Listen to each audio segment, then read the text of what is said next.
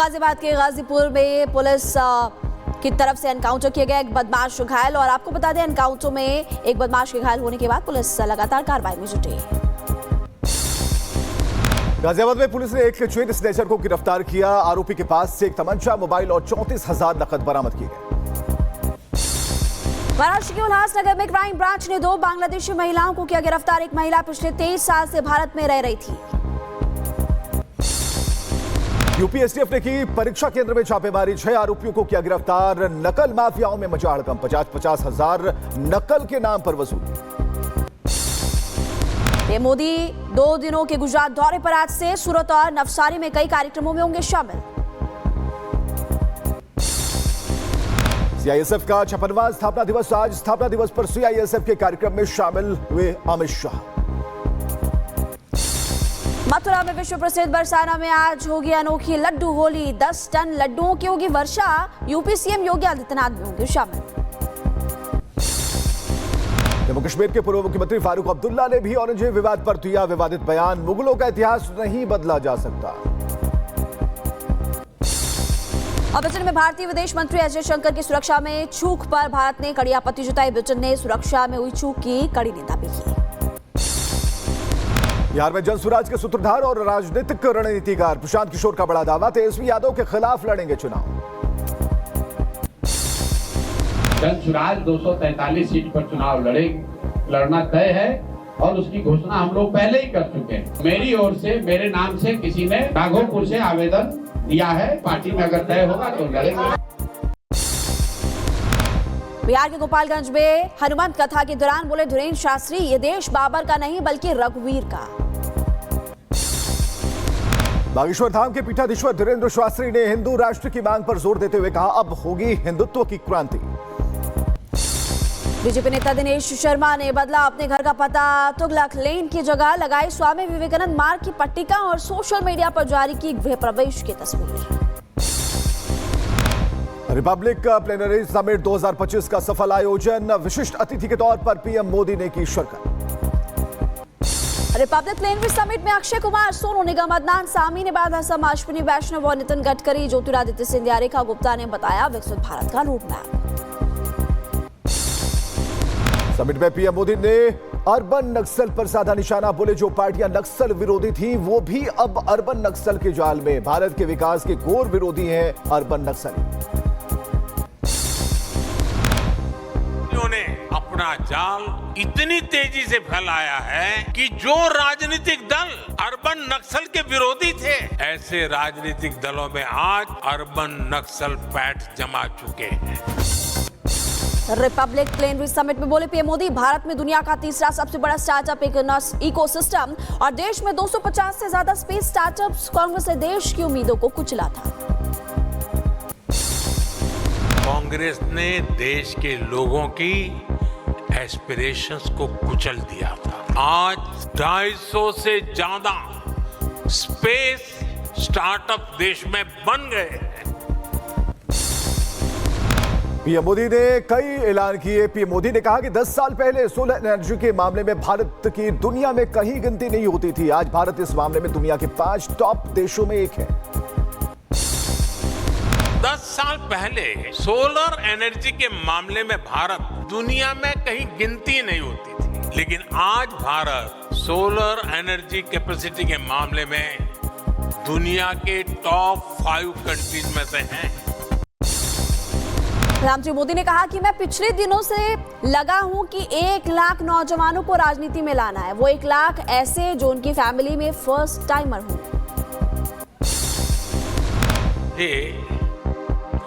1 लाख नौजवानों को राजनीति में लाना है और वो 1 लाख ऐसे जो उनकी फैमिली में फर्स्ट टाइमर हो।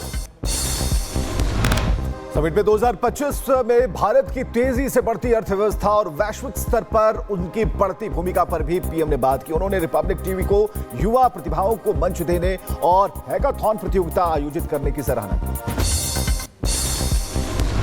आप लोग युवाओं को ग्रासरूट लेवल पर इन्वॉल्व करके इतना बड़ा कंपटीशन कराकर यहाँ लाए हैं। रिपब्लिक टीवी ने इस समिट के लिए एक नए कंसेप्ट पर काम किया है।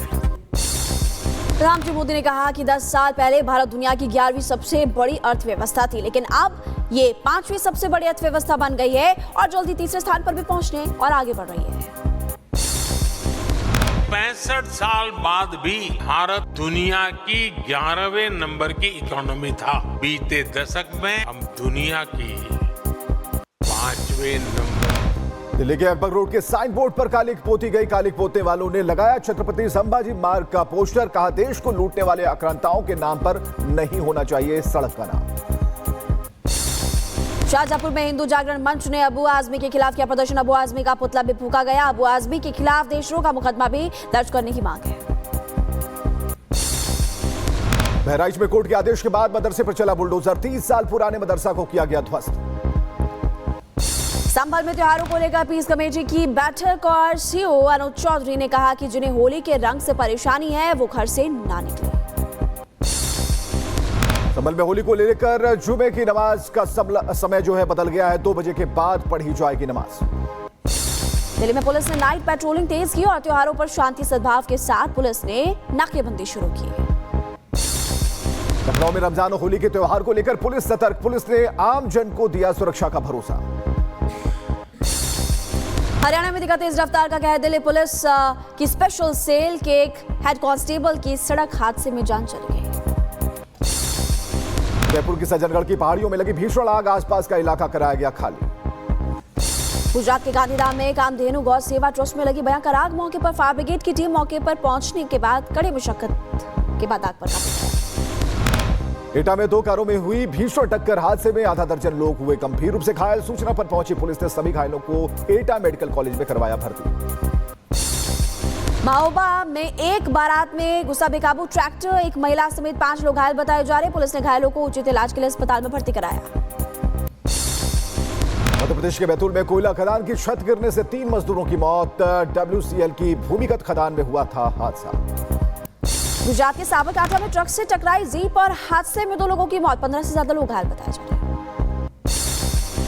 राजस्थान के भीलवाड़ा में गैंगरेप और ब्लैकमेल कांड को लेकर जताई नाराजगी। बीजेपी विधायक उदयलाल भड़ाणा ने आरोपियों पर कार्रवाई की कही बात। मध्य प्रदेश के देवास में फर्जी कॉल सेंटर्स पर पुलिस ने की कार्रवाई। लाखों के कंप्यूटर, लैपटॉप, मोबाइल जब्त किए गए। शाहजहांपुर में पुरानी रंजिश में गोली मारकर हत्या। मौके पर पहुंची पुलिस ने किया मामला दर्ज। आरोपी की तलाश में जुटी पुलिस। बदायूं में रेप की कोशिश करने के आरोपी को पुलिस ने किया गिरफ्तार। युवक ने दूसरे समुदाय के नाबालिग से दुष्कर्म की कोशिश की थी। यूपी के बुलंदशहर में पुलिस ने 4 चोरों को किया गिरफ्तार। चोरी के 17 लाख रुपए की बरामद। 2 बाइक और 2 तमंचे भी बरामद। अम्बेडकर में किडनैपिंग और रेप के 3 आरोपी को पुलिस ने किया गिरफ्तार। आरोपी को कोर्ट में किया गया पेश और तीनों आरोपियों को भेजा गया जेल। यूपी के बुलंदशहर में पुलिस ने विदेशी करेंसी एक्सचेंज करने वाले 3 शातिर ठगों को किया गिरफ्तार। 58,000 रुपए, अवैध हथियार और मोबाइल फोन किया बरामद।